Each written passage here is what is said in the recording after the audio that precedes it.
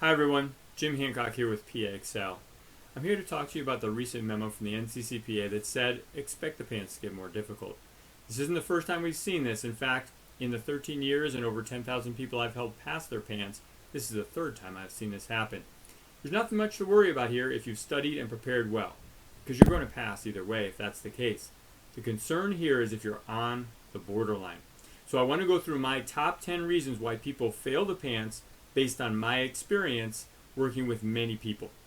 First, number one, of course, is not having the core knowledge that you need. That's super important. You've got to get there. And it really is a matter of being a jack of all trades, master of none, right? So you've got 300 some odd questions in all of medicine. You have to make sure that when one of those questions hit you, you have at least an idea of how to field that question. That only comes if you study the complete amount you need to, a full PANCE preparation, and you make sure that you know what you don't know and that you're studying what you don't know, not restudying what you do know. That's so important. The one thing I've seen in common in the last month or so with the amount of failures that have been coming to me for rehabilitation is one thing in particular. There's been a lot of people who have used only a test bank in order to study for their PANCE, and this is why they failed. Now, test banks can be amazing, and there's a few on the market that are incredible. I love the way they put things together. They have a great format, and they really are good questions. The problem is this. There's almost 600 topics you have to know for your PANCE, correct? Let's say, for example, there was 15 or maybe 20 things I needed you to know about each one of those topics. At 20 things times 600, that would be 12,000 questions to even get to the point where you could kind of cover all the blueprint. So if you have a 2,500 or 2,000 question bank, which is a good bank and a very quality product, there's no way they could cover the PANCE. They're not there.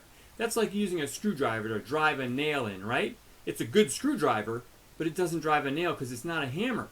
So remember, if you're going to study for your PANCE, you're going to prepare for your PANCE, use a good prep product, and then also use a question bank.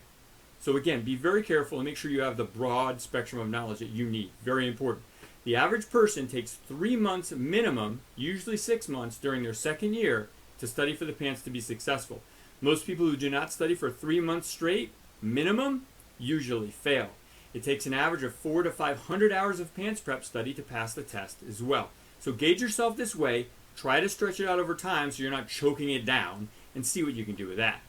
Number two, insufficient key associations. So we all know that there are certain things that mean certain things, right? And the problem here is specifically, a lot of times these don't make a lot of clinical sense, right? You may have heard that dyspnea on exertion awfully associated with CHF, specifically left-sided heart failure. That's great, but can we not agree that dyspnea on exertion occurs for a lot of reasons? If I play basketball with my sons, I have basketball-induced dyspnea on exertion. It doesn't mean that I have congestive heart failure. If a 4-year-old has exercise-induced asthma, does that mean he has CHF? Of course not. But these key clinical associations are important in the way the vignettes, the story, if you will, of the question is put together. You have to know what they are. So find something that allows you to test yourself, because remember, when the book's open, you're the expert. You need to test yourself on key associations. Number three, poor understanding of question format. How does a vignette play out? Why and how do test item writers create the test question the way they do? They're leading you down a path. They're bringing you to the answer. Are you taking your own path? It depends. You have to know exactly how they're written in order to deal with it the best way you can. Bad timing. Bad timing. It's 60 questions, 60 minutes per each section, correct?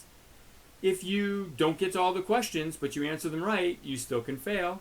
You have to know what 60 seconds means. Okay, so practice, practice, practice. This is where the test banks are very valuable, especially a good test bank that you can time and gives you specific questions. The one thing I'll tell you about test banks I want you to be aware of as well, make sure that it's a PA-based test bank, not a medical school test bank, because that's not what you're being tested on. You can use the medical school test banks for overall knowledge, but it's not going to give you a real-world PANCE experience. Insufficient time to study is number 5, and that I already mentioned before. If you're 1 month outside of your PANCE, I'm not saying it's not impossible, but you're really kind of in trouble, and you're going to have to dedicate probably 50 hours a week just to study alone. Number 6 is a bad test day. Let's say you get everything right. You've prepared perfectly. You've spent 6 months studying. You know everything you need to know. But the 2 days before, or maybe the night before your test, you cram and you sleep 2 hours, or that morning you don't eat breakfast, or you break up with your boyfriend the day of the test. Whatever it might be, psychologically, emotionally, sleep deprivation, physically, we can have a terrible test day and fail even though we were otherwise prepared. Poor whiteboard prep is number 7. Poor whiteboard prep. Now, when you sit down at Pearson VUE, you're going to have a small dry erase board sitting there. It's about the size of a regular piece of paper. I call that a whiteboard. It might be a laminated piece of paper. Either way, it's a dry erase board. So, while you are studying, you are constantly reassessing what you know and what you don't know. And what you don't know is the most important, correct? Let's face it, if you're studying cardio and you're great at cardio and you're feeling great, you're like, hey, I'm going to kill this test, and you start to study endo, let's say, which isn't your favorite, you do 2 questions or you do 2 review parts on endo, and you start to feel bad about yourself. What do? You go back to cardio to feel good, but did you need to do that? No, you knew cardio. You needed to study endo more. Know what you don't know. Study what you don't know. And your whiteboard is a piece of paper that you're going to keep with you, a standard size piece of paper, and you're going to keep writing down as you go the things that you don't know as concisely as you can. Now, that'll change throughout your study, and some things will leave that, and other things will come onto it. But in the end, you're ready to go. You're sitting in Pearson VUE with this piece of paper in front of you with all the things that you don't know well. And when you get to the computer, you don't have to click start. The first thing I need you to do is rewrite on that dry erase board all the stuff that you're not very familiar with. Because you can remember it 5 minutes from the lobby, but an hour and a half, 2 hours into the exam when you're kind of freaked out or having a bad day, it's good to have it right there. Number 8 is poor recall of lesser known medications. So for example, you may know levothyroxine. I'm sure you do for your thyroid question, right? But do you know liothyronine? You might know ketoconazole. Do you know itraconazole? You might know furosemide. Do you know toracimide? Do you know bumetanide? So you might know hydrochlorothiazide. Do you know chlorthalidone? Okay? So there are lesser known medications, although chlorthalidone is becoming very popular recently. And now we might have a test question where you know that class. You knew the answer if it was ketoconazole, but the fact that itraconazole was the answer, you didn't know it was a similar medicine. Be very careful with this for sure.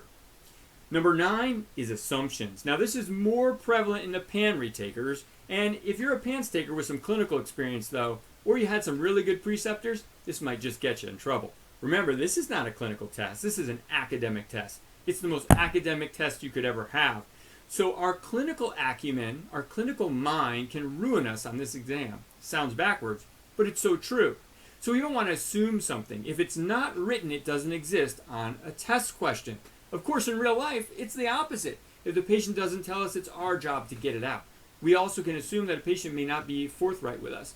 But on a test question, if it's written, it's there. If it's not written, it's not there. Lead the path that the test item writer is sending. Do not assume something's there when it isn't. And the last thing I'm going to leave with you guys today is missing keywords in a question. Okay, so, and sometimes, many times, it's not the big word you're thinking about. For example, the question may say, which of the following is the most appropriate initial treatment?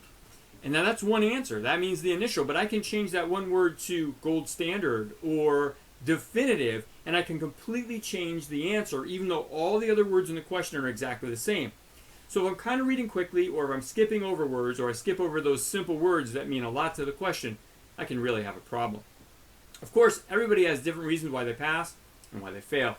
And if you guys have any questions for me, please reach out, jhancock@paxl.com. I'll be glad to shoot out a video for you guys, or of course you can always call me directly. Go to paxl.com, just hit our contact us. Let me know what I can do for you to help you out and make sure you pass your PANCE. You guys have a great day.